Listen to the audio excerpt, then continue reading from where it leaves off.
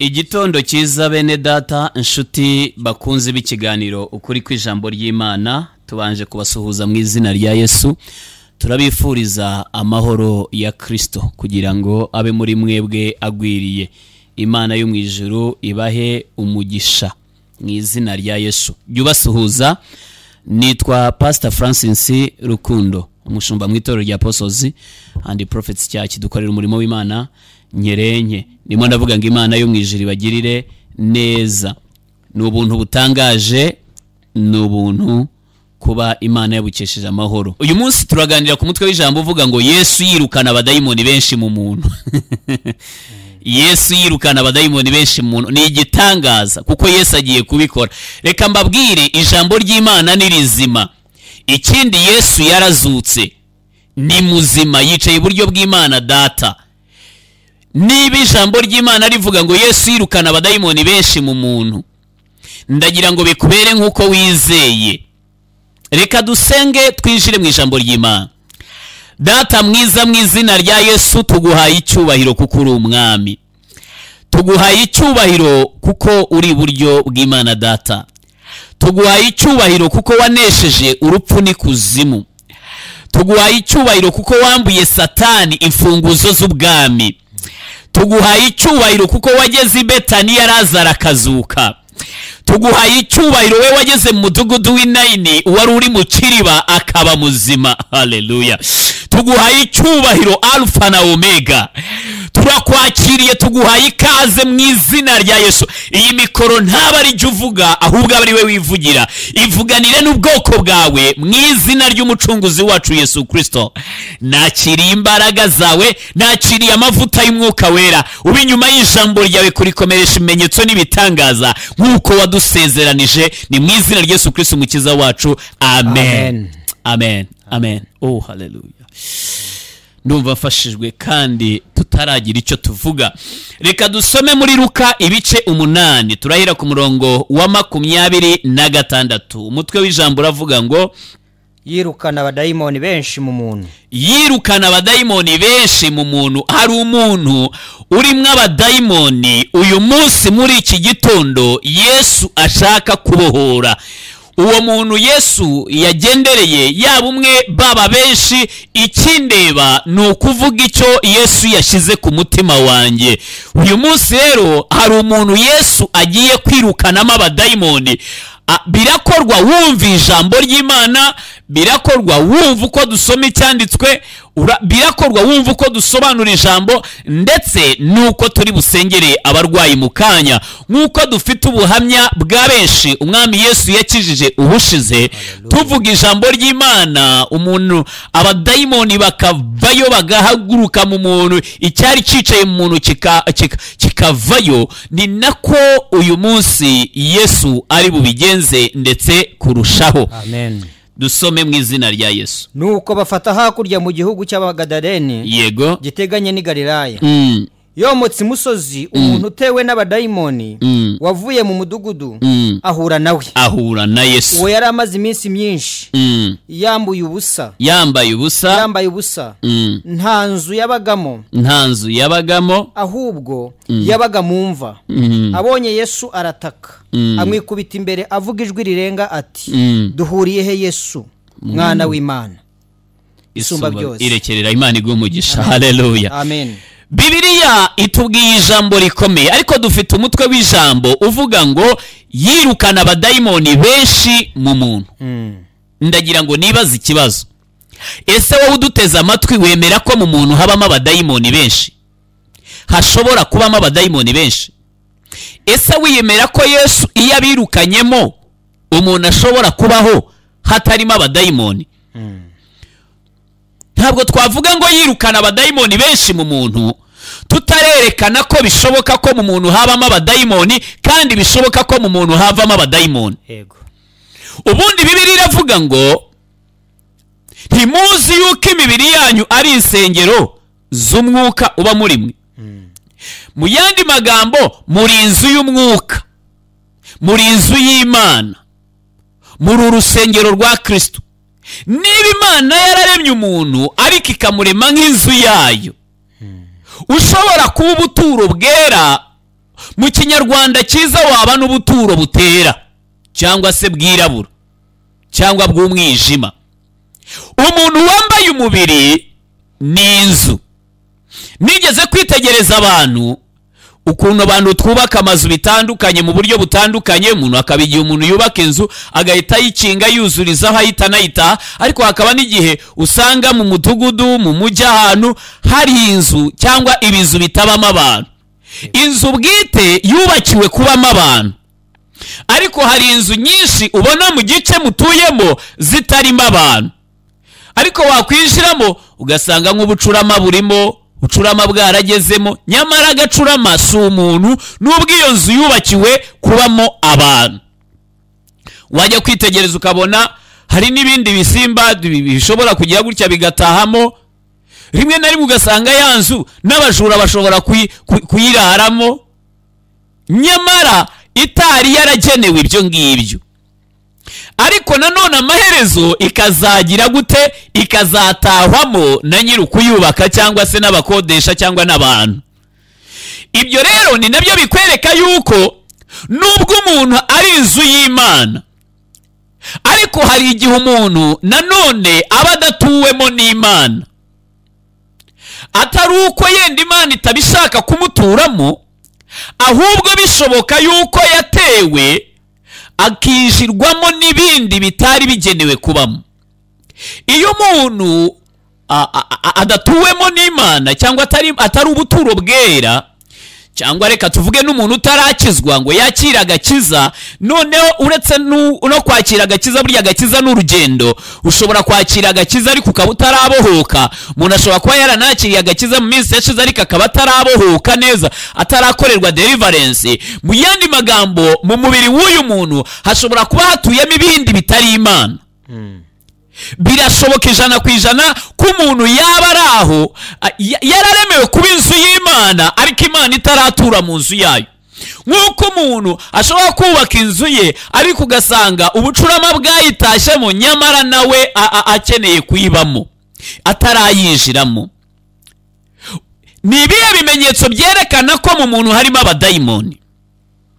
Ubundi rimwe na rimwe ntabwo umuntu ashobora kubona abadayimoni ngo nureba umuntu ngo umenye abadayimoni bamuriho, kuko abadayimoni nta shusho bagira, nta mubyimba bagira, ingano ntabwo ari igifatika ngo wabafata nk'uko ufata ku muntu.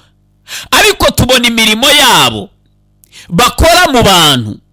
Umuntu ashobora kuba ari aho yaracitse umugongo, nyamara ari dayimoni yicaye muri uwo mugongo. Umuntu ashobora kuba ari aho ariho umuvumo w'inyatsi, akora bitagenda, apagasa byanga, nyamara iyo nyatsi iterwa n'abadayimoni. Umuntu ashobora kuba ari aho akaba ajya arwara umutwe udakira. Ni ikimenyetso hari dayimoni iguteza umutwe udakira. Umuntu ashobora kuba ari aho akajya kubera ngo ikinya uruhande rumwe, burya urwo ruhande kiba ari icyicaro cy'abadayimoni bicaye aho hantu.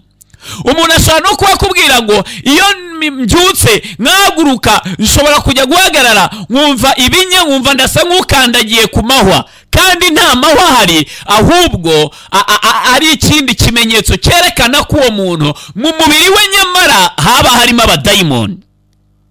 Umuntu ashobora no kubwira ngo mba numva ikintu kingendagenda mu nda, nyamara aba ari abadayimoni. Reka mvuge ibi ngibi: iyo umuntu bamuroze, ibyo bamuroga n'ibyo bamutumaho n'ibyo bamutongera, niyo myuka mibi y'abadayimoni nanone izi igafata ubuzima bwe. Ariko uyu munsi naje kuvugwa ku ijambo rivuga ngo Yesu yirukana abadayimoni benshi mu muntu. Haleluya. Ese koko umuntu ashobora kuba arimo abadayimoni benshi? Yego, umuntu ni munini, umuntu ni mugari, umuntu aruta igihugu. Nawe tekereza Imana ikwirwa mu isi yose ikabasha no gukwirwa mu muntu.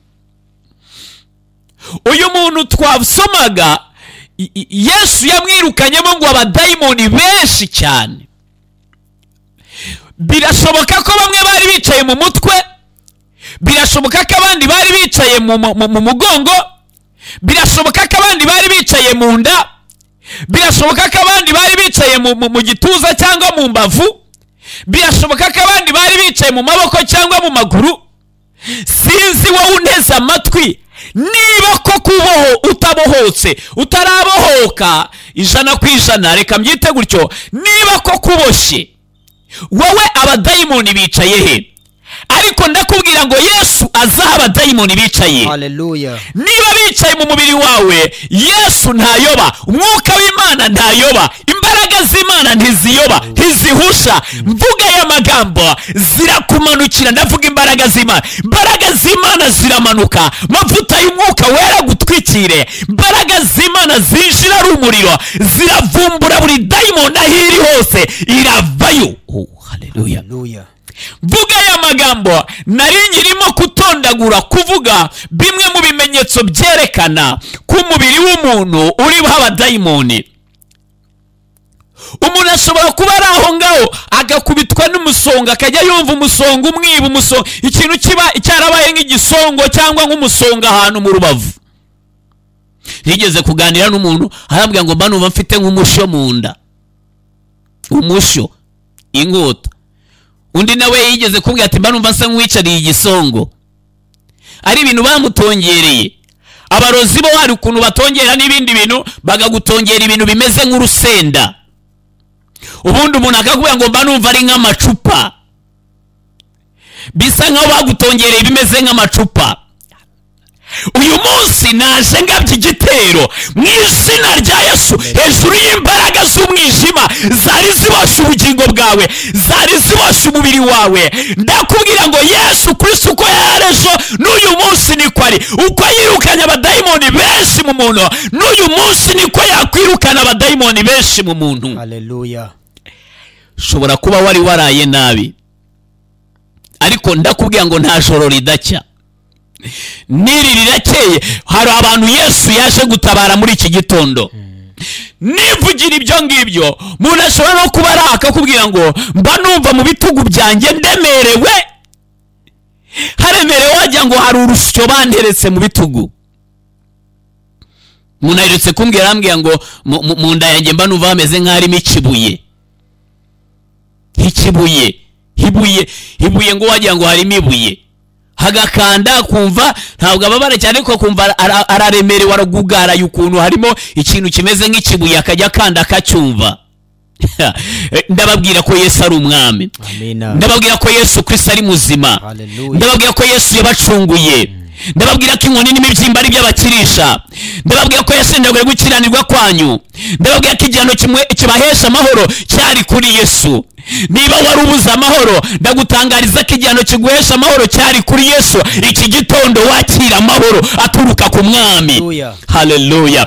Vuga aya magambo, ndagira ngo mbabwire ngo Yesu yirukana abadayimoni benshi mu muntu. Mu muntu birashoboka ko habamo abadayimoni 100, mu muntu birashoboka ko habamo abadayimoni 1000, mu muntu birashoboka ko habamo abadayimoni benshi cyane bateza indwara zitandukanye. Indwara zitandukanye inyinshi zituruka ku badayimoni, ziterwa n'abadayimoni. Iby'abapfumu batongera, iby'abarozi batongera, byose ni abadayimoni baza bakaboha ubuzima bw'umuntu. Noneho umuntu akabaho aboshye, umuntu akabaho ari mu ngoyi, Satani yaramushize mu ngoyi. None se niki gituma umuntu, umugore ashobora kuba atwite ariko yagera ahantu akagera akakubwira ati ndumva umwana adakina mu nda, amaze icyumweru cyose adakina mu nda? Hari igihe abadayimoni baza bagafata umwana uri mu nda, bakatuma indi tonka umwana adakina mu nda, ariko bakumva ijambo nk'iri bakarekura mu izina rya Yesu. Kandi abantu batangiye gukira. Iyo mbwiriza, abadayimoni baba banyumva no kuruta uko munyumva.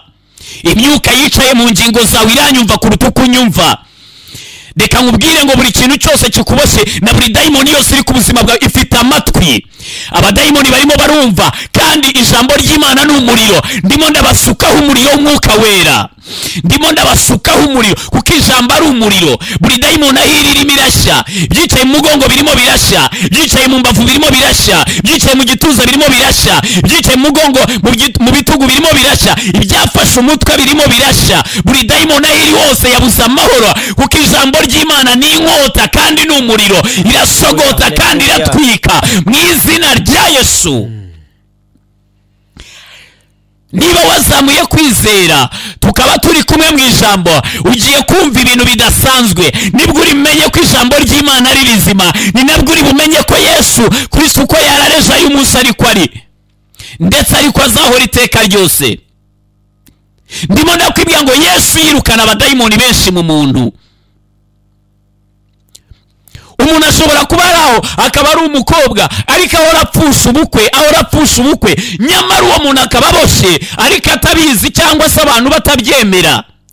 Kandi reka mbabwire bene data bakundwa baneze amatwi, waba ubizi waba utabizi, waba ubyemera waba utabyemera, ntabwo bibuza abadayimoni kukuboha, ntabwo bibuza abadayimoni gukora ku buzima bwawe. Reka nkubwire, icyaguhesha amahoro nuko wakwemera ko Yesu nawe abasha kugukiza, abasha kukubohora. Hari igihe nigeze kuba ndi hano dusoma icyanditswe, ntabwo ndi bugisome, dusoma icyanditswe. Yesu atuma abigishwa babiri, arababwira ngo bajye mu kirorero kiri bugufi, ngo barasanga icyana cy'indogobe kizirikanye na nyina. Noneho ngo nibarangiza ngo bakiziture, ngo bakimuzanire, ngo nihagira abababaza ngo bababwire ngo ni databuja ugishaka. Haleluya. Cya cyanditswe ndagikunda cyane. Yesu siwe waziritse ariko niwe utumye abazitura. Yesu siwe waboshye ariko niwe utuma ababohora. Yesu ntabwo ariwe wateje ibibazo ariko niwe utuma abashobora gukemura ibibazo. Kandi icyo mukundira, abwira abagaragu ngo babohore. Uribuka igihe yaramaze kuzura Lazaro, yaramuzuye, ariko amaze kumuzura ngo abwira abari aravuga ngo nimumubohore mumureke agende. Haleluya.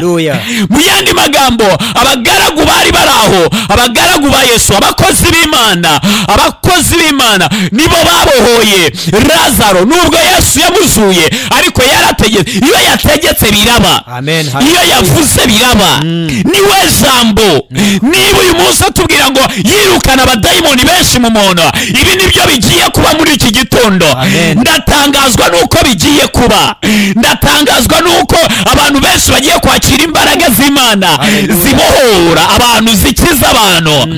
Oh, haleluya. Amen, haleluya. Ariko Yesu arababwira abigishwa, baravuga ngo nimugende mukiziture mukinzanire. Hari abantu Yesu yadutumye kubohora muri iki gitondo. Kandi Yesu arabakeneye. Ushobora kuba wari umaze igihe kirekire mu ngoyi, ariko igihe cyawe kirageze kugira ngo ubohorwe.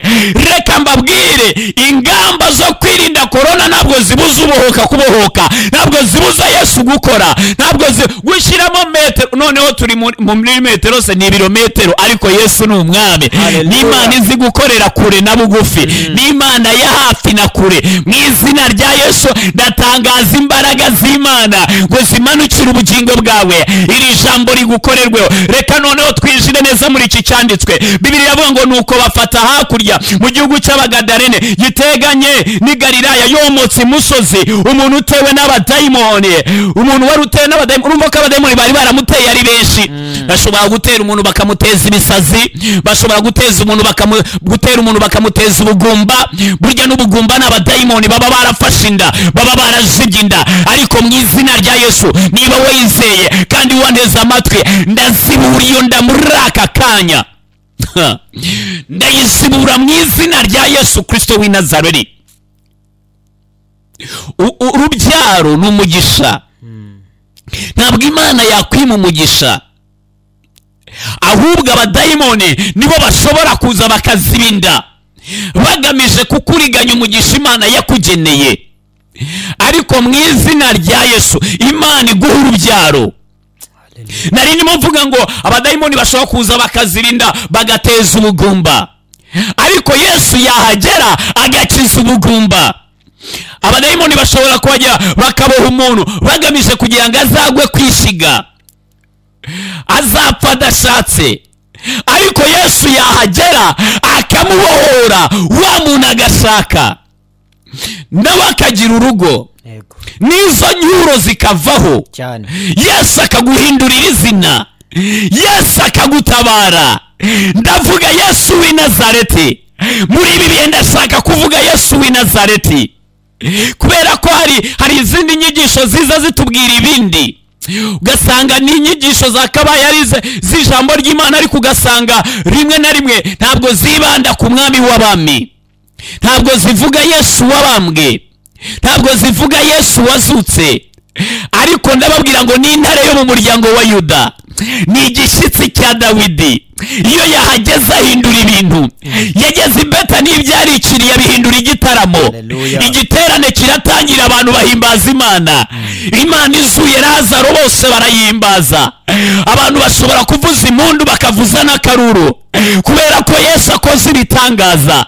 N'aka kanya akora ibitangaza muri iki gitondo mu buzima bwawe. Amen. Uyu muntu rero twarimo dusoma muri Bibiliya avuga ngo yomotse imusozi, umuntu utewe n'abadayimoni wavuye mu mudugudu ahura nawe. Ariko nta kintu kiza nko guhura na Yesu wari utewe n'abadayimoni.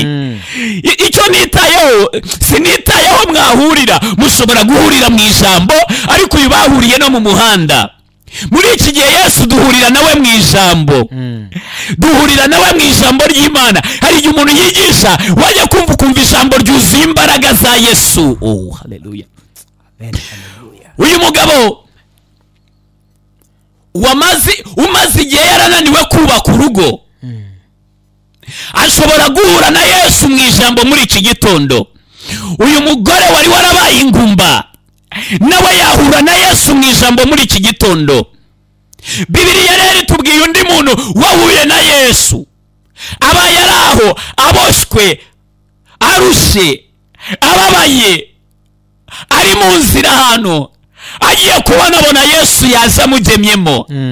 Yesu araza amwegera, Yesu aca muri iyo nzira abandi bantu batari bagicamo. Hari igihe abantu baba bavuga gusa, bakajya bavuga bati uriya byararangiye, uriya se mutegereje ko azabyara, uriya se mutegereje ko azashaka. Ariko Yesu agaca muri iyo nzira. Haleluya. Yesu akaboneza aho hantu wari uri, aho hantu agahinda kamaze igihe kakwiciye. Hari igihe Yesu ahaboneza akahaca. Haleluya. Amen. Haleluya. Hari igihe Yesu agusanga muri iyo ntimba, hari igihe Yesu agusanga muri ayo maganya, hari igihe Yesu agusanga aho hantu nta wundi muntu wahagukura, ariko akazanwa no kuhagukura, yuzuye imbaraga zagukura ahantu ariho hose. Nta hantu Yesu atagukura. Amen. Uyu nawe ngo yararaho, reka dusome wumve. Bibiliya ivuga ngo uwo yari amaze iminsi myinshi yambaye ubusa. Yesu niwe wenyine wagusanga wari umaze igihe wambaye ubusa akakwambika. Nawe umugabo wawe yaba atakuguriraga imyenda, Yesu yaca inzira akongera akakwambika. Yasanze amaze igihe kirekire abamumva ngo yari yambaye ubusa noneho, ariko ntugire ngo amaze guhura na Yesu yakomeje kwambara ubusa. Oya, oya, yahuye na Yesu yambaye ubusa, ariko ntabwo yakomeje kwambara ubusa. Yesu aramwambika. Bibiliya ngo nta nzu yabagamo, ahubwo yabaga mu mva. Ariko muzi ko hari abantu abadayimoni bakuye mu mazu. Uyu nawe ngo abadayimoni bari baramukuye mu nzu. Ubuse wawe mu bantu bana nabo, mu baturanyi no mu bantu uzi, nta muntu uzi abadayimoni bakuye mu nzu. Nimba ivuga abagore baraza kunyumva neza. Ubuse wagira ngo Imana niyo yagusenyeye, uragira ngo urugo rwawe Imana niyo yarushenye. Oya, abadayimoni, Bibiliya yatubwiye ngo Yesu yirukana abadayimoni benshi mu muntu. Uyu muntu ngo ntabwo yari agifite inzabamo, ntabwo yabaga mu nzu. Bivuze ngo abadayimoni bari baramukuye mu nzu. Hari abantu benshi nagiye muhura nabo, nganira nabo, ugasanga kuko abadayimoni n'uyu munsi baracyakura abantu mu mazu. Umuntu yasuzuma ibyo akabona abadayimoni nibo bamukuyemo. umuntu yakwitegereza uburyo yabishenye, yari yarabiruhiye, yari yarabyubatse, akabona ni abadayimoni bamukuyemo. Umuntu yatekereza n'icyabateranije akabona ntabwo gifatika. Umuntu yatekereza n'igituma batiyunga akabona ntabwo gifatika. Naho ni abadayimoni baje gusenya. Bibiliya iravuga ngo umujura nazanwa n'ikindi keretse kwiba no kwica no kurimbura. Buriya rero hari umujura na wundi Bibiliya yavugaga ni Satani. Buriya hari igihe Satani akwiba umunezero w'urugo. Hari igihe Satani akwiba urugo rwawe, akarugutwara, akarusenya. Uyu muntu wahuye na Yesu rero nawe ngo ntabwo yari akiba mu nzu. Bibiliya iravuga ngo nta nzu yabagamo. Turi mu kinyarwanda cyimbitse kigiye imbere. Uzi ko umuntu abadayimoni bashobora kumukura mu nzu, ariko yahura na Yesu mu ijambo, Yesu akongera akamuremera, akongera akamwubaka, akongera akamusubiza mu nzu, akamusubiza mu rugo rwe. Uwo muntu akazamura amashimwe, akavugiriza Imana impundu, akavuga ngo nahuye na Yesu, Yesu arabikora. Haleluya. Ibyananiye ababyeyi Yesu yabikora. Ibyananiye imiryango Yesu yabikora. Ibyananiye abayobozi Yesu yabikora. Niwe wenyine ufite ijambo rya nyuma ku buzima bwawe. Haleluya. Yesu wenyine niwe ufite ijambo. Ndumva imbaraga z'Imana, ndumva amavuta y'Umwuka we. Sinzi niba namwe muyumva, ariko izi mbaraga ntabwo zisubirayo zidakoze icyo Imana yazitumye. Amen. Haleluya. Amina. Biriya ngo nta nzu yabagamo, ngo ahubwo yabaga mu mva. Rero muri iki gihe ushobora kumbaza ukabaza se pastor umuntu yaba mumva ate? Urabona ribaruwa riraye. Impamvu uvuga utyo nyine ni uko utaba mumva. Ariko hari umuntu ushobora kuba aryamye ku gitanda cyiza, aryamye mu mashuka meza na bed cover nziza, ariko wamubwira uti nganirira inzozi zawurota, akakubwira ati nibera mumva gusa, mpora ndota bapfuye, kandi abapfuye bose bibera mumva. Inzozi z'umuntu zipfuye, inzozi z'abapfuye gusa. Ararota base wabo bapfuye, ba nyirasenge bapfuye, ba nyina bapfuye, base bapfuye, basekuru bapfuye. Ukabona umuntu ubuzima apfa kuryama gusa, inzozi z'abapfuye nizozi, mbese yibera mu irimbi. Ariko uyu nawe ngo yabaga mumva. Ariko ahuye na Yesu uragira ngo yongeye kuba mumva. Uzi ko umuntu ahura na Yesu, Yesu akamukura mumva cyane. Uzi ko uhura na Yesu wahoraga mu nzozi z'abapfuye, Yesu akagukura muri izo nzozi. Haleluya. Ndumva imbaraga z'Imana. Ndumva mu kanya ngiye gusengera abantu. Ndumva Imana icyo ishaka gukora yiteguye kugikora. Ndumva ijuru icyo rishaka gukora ryiteguye kugikora. Ndumva abantu barimo gutabarwa. Ndumva abantu barimo kubohorwa. Ndumva imbohe zirimo kubohorwa. Ndumva Yesu yamanutse kugira ngo akize abantu. Ndumva Yesu yagendereye abantu. Sinzi niba nawe utekereza nkanjye. Bibiliya umuririmbyi yaravuze ngo nugendera abandi nanjye ntusige. Niba nawe utekereza gutyo, nawe Yesu nagusige. Nabohora abagore bafite inda, nawe Yesu nagusige. Niki gituma umugore ufite inda ashobora kubyarira amezi 11, 12, 13, bakakubwira ngo inda barayizinze, bayizinga n'abadayimoni. Ariko Yesu yaraje ngo imbohe zibohorwe mu izina rya Yesu. Iyo nda yawe niba yari yarengeje igihe, ndatangaza imbaraga zirukana abadayimoni. Urabona Bibiliya iravuga ngo bazaterera mu nzira imwe, banyura mu nzira indwi bahunga. Niyo mpamvu uvuga ngo abadayimoni banyure mu nzira indwi bahunga, batatane bagende. Ndabasukaho umuriro w'Umwuka wera, ndabamaruraho imbaraga z'Imana, kandi ndabategeka mu izina rya Yesu ngo barekure iyo nda. Amen. Mbaraga z'Imana zikugenderere. Reka dukomeze dusome. Ngo abonye Yesu arataka, amwikubita imbere, avuga ijwi rirenga ati duhuriye he Yesu umwana w'Imana isumba byose. Haleluya. Sinzi wowe muhuriye he. Uyu abadayimoni nibo bahise baboroga. n'aka kanya mvuga nuko bitabakundira ngo murebe mu mazu y'abantu, ariko aka kanya muri iki gitondo hari abadayimoni barimo kuboroga. Haleluya. Barimo baribaza ngo duhuriye he? Reka mbaye igisubizo cyihuse. Yesu muhuriye mu ijambo. Iyo aba bantu bababwiraga ibirimo kuba aka kanya, wama abantu bagahuza ibintu birimo kuba muri aka kanya, wowe dayimoni yicaye mu buzima bwawe, imyuka mibi yicaye, ibyo babatongera, ibyo babatumyeho, bariya ni abakozi ba Satani. Mu izina rya Yesu ndabihindura umuyonga, ndabisukaho umuriro w'Umwuka Wera, ndabyirukana mu izina rya Yesu. Buri dayimoni yariboshe ubugingo bwawe, rekure nonaha mu izina rya Yesu Kristo. Ngo abadayimoni barataka, baravuga ngo duhuriye Yesu mwana w'Imana. Bari bahuriye mu muhanda, ariko wowe uyu munsi muhuriye mu ijambo. Abadayimoni bari mu buzima bwawe, ndimo ndavuga ngo babwire ngo duhuriye mu ijambo. Babwire ngo duhuriye mu ijambo. Duhuriye mu ijambo. Haleluya. Amina. Komeza usome hepfo gatoya. Abadayimoni barataka bati duhuriye he Yesu mwana w'Imana isumba byose. Ndakwinginze ntunyice urupfu n'agashinyaguro. Icyatumye bivuga atyo nuko Yesu yari ategetse dayimoni kumuvamo. Yesu ategeka dayimoni, arazibwira ngo mumuvemo. Dayimoni yajyaga amutera kenshi. Yego. Nicyo gituma bamurindaga. Yego. Bamubohesheje iminyururu y'amaboko. Yego. N'ingoyi y'amaguru. Yego. Akabicagagura.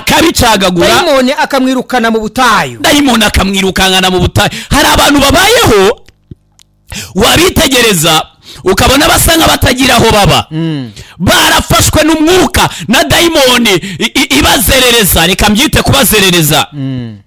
Umuntu yarataye iwabo, umuntu ahora agenda kandi mu buryo budafite gahunda. Rimwe na rimwe ukamusanga aha, ubundi ukamusanga hariya, ukamusanga ari Ikibungo, ubundi ugasanga yageze Karangazi, ubundi ukumva ari Rwimiyaga, ubundi wajya kumva naho hamubereye habi, ubundi akimuka akagenda ukumva ari Gakagati, cyangwa ukumva ngo yagiye za Rwempasha, ubundi ngo arituye Matimba. Buriya hari ukuntu dayimoni zizerereza abantu. Kandi reka mbabwire, nta hantu heza habaho, nta n'ahantu habi habaho. Icyiza ni Imana. Uyifite aho waba uri hose hakubera heza. Yohana bamushyize mu kirwa Patimo, ariko kuko yari arifite ubusabane bwe n'Imana, ahuzurira Umwuka Wera. Nta uhunga ikimwirukamo. Wahunga ikikwirukaho, ariko ikikwirukamo ntabwo wagihunga. Buriya abantu benshi ntabwo abazi ko ibibazo afite ahandi atuye ari abadayimoni babiteje. None akavuga ati reka nimuke nge Rwimiyaga, reka nimuke nge Matimba. Nawe dayimoni ni umwuka, arimuka akayitegera bakagendana. Ukabona umuntu ahora nyine yihereza rifite bimuka bagenda, bimuka. Dayimoni yamubwira iti ariko reka tujye ahanga. Icyakubwira ntabigwira bigenda. Upfa kurundanya utwurundanyishe, wari ukimara kubona n'agaporoti, warenze ukavuga uti reka hano tuhagurishe twimuke tujye gutura Matimba. Kandi ubwo yenda ari dayimoni kujyanye. Hari abazimu bo mu miryango y'iwanyu bapfuye bazerera. Kandi nta bantu, amahanga yose nta bazerera nk'Abanyarwanda. Kurya kera abantu bahoraga bagenda bimuka, bagenda bazererana n'inka, bagenda bamwe iyo myuka iracyakurikiranya abantu benshi baguye ku gasi. Iyo mizimu iracyakurikiranya abantu, ni bizerereza abantu ngo bazagwe ku gasi. Mukanya ndashaka kwerekera ku musozo, musomera umurongo ukomeza. Yesu aramubaza ati witwa nde? Yesu abaza dayimoni yarivuze, arayibaza ngo witwa nde? Aramusubiza ati yego, ingabo niryo zina ryanjye. Yego, kuko abadayimoni bamurimo yego bari benshi. Abadayimoni bamurimo bari benshi. Ndagira ngo nkubwire inshuti yanjye, baba barindwi Yesu yabirukana, baba 100 Yesu yabirukana, baba abadayimoni 1000 Yesu yabirukana. Sinzi icyagutezaga umutwe, sinzi icyagutezaga igifu, sinzi icyagutezaga kumva uribwa mu gifu, sinzi icyaguteje impyiko, sinzi icyaguteje umwijima, ariko mu izina rya Yesu ndatangaza imbaraga z'Imana, abo badayimoni bakurekure mu izina rya Yesu. Dukomeza soma twigendere. Baramwinginga, abadayimoni binginga Yesu, barataka, atabategeka kujikuzimu, ngo atabategeka ngo bajikuzimu. Barahatinya, baranabitinya. Noneho mu izina rya Yesu ndabategetse bajye ikuzimu nona. Erega dayimoni kuvemo. Hari abantu bazamuye kwizera turimo gukorana, hari abategereje ngo ndaza gusenga nyuma. Iyo mbwiriza abantu baba barimo kubohoka, iyo ndimo kuvuga izina rya Yesu, ntabwo mba ndi mu mikino. Wantumye ndamuzi, wamamagaye ndamuzi, yuzuye imbaraga ndabizi. N'aka kanya abarwayi barimo barakira, simbishidikanyaho, sinyeneye nuko ubimbwira cyane. Icyo nzi nuko wampamagaye ari uwo kwizerwa, ari kumwe nanjye kugira ngo imbohe zibohorwe, ari kumwe nanjye kugira ngo abarwayi bakire, ari kumwe nanjye kugira ngo abadayimoni bave mu bantu. N'aka kanya mu izina rya Yesu ndategeka buri dayimoni yari yarakuboshye ijye ikuzimu. Soma tugende. Kuri uwo musozi hari umugana w'ingurube nyinshi zirisha. Nuko baramwinginga ngo abakundire bazinjiremo. Arabemerera. Abadayimoni bava muri uwo muntu binjira muri izo ngurube. Umugana wirukira ku gacuri. Wirukira ku gacuri zisuka mu nyanja. Dayimoni bose baragenda birukanka, abadayimoni babirukanye baragenda bajya mu ngurube. Ingurube zisuka mu nyanja zihotorwa n'amazi. Haleluya. Komeza tugende. Abungeri bazo babibonye. Abungeri bari baragize ngurube babonye ibibaye. Barahunga. Bose barahunga. Babwira bo mu midugudu. Ariko iki gitondo nta kintu twabwira bo mu mudugudu. Umuntu ntabwo yabyuka akagira inkuru nziza y'ubutumwa bwiza avuga. Agire ikintu aye baba we. Babwira bo mu mudugudu. Abungeri babibonye barahunga. Babwira bo mu midugudu no mu mihana ibyabaye. Bababwira ibyabaye. Iki gitondo hari abantu bari buvuga ibyabaye. Iki gitondo hari inkuru nziza Yesu agiye gushira ku rurimi rwawe kugira ngo ubyuke ubwira abantu icyabaye. Niki cyari cyaraboshe ubugingo bwawe, kire ko ubone icyo uvuga muri iki gitondo mu izina rya Yesu. Ubone ubuhamya muri iki gitondo mu izina rya Yesu. Barahaguruka bajya kureba. Baza aho Yesu ari. Basanga uwo muntu wavuwemo n'abadayimoni yicaye ku birenge bya Yesu. Yambaye azubwenge kandi baratinya. N'abandi bose yambaye azubwenge, n'abantu bose babibonye baratinya. Haleluya. Yo vuga uti haleluya. Ongera uti haleluya. Yesu Kristo uko yarari iki gihe muri iki kibaya cy'inyanja ya Genezareti mu gihugu cy'Abagadalene, Yesu Kristo uko yarari ahangaha n'uyu munsi niko ari. Ntabwo yigeze ahinduka, ntabwo asaza ngo agendere ku kabando, ntabwo yigeze yimuka. Ari ku ngoma Yesu umwami w'abami. Abantu babibonye baratinya. Baraje basanga uwari umaze igihe yambaye ubusa, noneho bamubona yambaye. Ndashimira Yesu ko yamwambitse, nawe akwambike we waneze amatwi. Ndashimira Yesu ko yamubohoye, nawe akubohore wowe uneze amatwi. Ndashimira Yesu ko yamuhaye ubwenge bwuzuye, nawe Yesu aguha ubwenge mu izina rya Yesu. Ndashimira Yesu yuko yamukijije, nawe Yesu agukize mu izina rya Yesu. Haleluya. Mbaraga z'Imana zimanukira ubugingo bw'umuntu iyo yumva ijambo ry'Imana. Yajya kumva abadayimoni barimo bararekura ingingo, yajya kumva abadayimoni barimo bararekura imitsi, kandi bikubaho je ububyumva. Ababonye uko uwari watewe n'abadayimoni yakijijwe babibwira abandi. Irekerera Imana yo mwijere guumugisha. Baragenda babibwira abandi. Tugiye gusoma muri Mariko igice cyaho cya 16, ni nyuma yaho gatoya. Mariko 16 umurongo waho wa 17. Mariko 16:17 haravuga ngo kandi ibimenyetso bizagumana n'abizera. Bene data bakundwa, ibi mvuga ntabwo ari ubutumwa bw'inzaduka, ahubwo Bibiliya ivuga ngo ibimenyetso bizagumana n'abizera ngibi. N'abizera ngibi bazirukana abadayimoni mu izina ryanjye. Bazavuga indi mishya. Bazafata inzoka. Niba banywa ikintu cyica. Ntacyo kizabatwara. bazarambika ibiganza ku barwayi bakire. bazarambika ibiganza ku barwayi bakire. komeza. umwami Yesu amaze kuvugana nabo, Yesu amaze gutanga iryo sezerano, ajyanwa mu ijuru, arazamuka ajyanwa mu ijuru, yicara iburyo bw'ubwami, yicara iburyo bw'Imana. yego. abo barasohoka, yego, bigisha hose. umwami Yesu yari kumwe nabo, umwami Yesu ari kumwe nabo, abafasha akomeresha ijambo rye, ibimenyetso byagendanaga naryo. uyu munsi muri iki gitondo Yesu akomeresha ijambo rye, ibimenyetso bigendana naryo. haleluya, haleluya, haleluya. bene data bakundwa, haleluya. abateze amatwi ijambo, haleluya. Bibiliya ivuga ngo ibimenyetso bizagumana n'abizera, bazirukana abadayimoni mu izina rya Yesu. niba nawe uri umwizera warakiriye Yesu Kristo mwami n'umukiza, ndagira ngo twirukane abadayimoni. zamura kwizera, twirukane abadayimoni bari barakuboshe, bari barakuruhije, bari barakubujije amahoro. mu izina rya Yesu ndirukana abo badayimoni, kuko ari ijambo ry'Imana ribivuze. kandi ngo bagenda bigisha hose. nanjye hari ahantu ndimo kwigisha, hari abantu barimo kunyumva aka kanya, kandi ngo bari kumwe na Yesu abafasha, akomeresha ijambo rye, ibimenyetso byagendanaga naryo. ibimenyetso bigendana n'ijambo ry'iki gitondo nuko Yesu yirukana abadayimoni benshi mu muntu. abadayimoni bagiye gutangira kubavamo mu izina rya Yesu Kristo. imbaraga z'umwanzi zigiye gutangira kubavamo. kubera iki? nizera ijambo ry'Imana, nizera Yesu Kristo w'i Nazareti. niba wizera ko Yesu yagukorera igitangaza, iyo ndigiye gukira ako kanya. igifu cyagenda, abadayimoni baguteza igifu bakavamo. abadayimoni baguteza impyiko, mu izina rya Yesu bavemo. abadayimoni bateje ikibare, n'ikibare kirarigita mu izina rya Yesu kikabura. mu izina rya Yesu buri muntu agiye kurambika ikiganza ahantu ababara. wumva ukuntu Yesu agira neza, wumva imbaraga z'uyu mwami, wumva imbaraga za Yesu mbabwira. ni Yesu w'i Nazareti, nta cyatubuza kumwamamaza.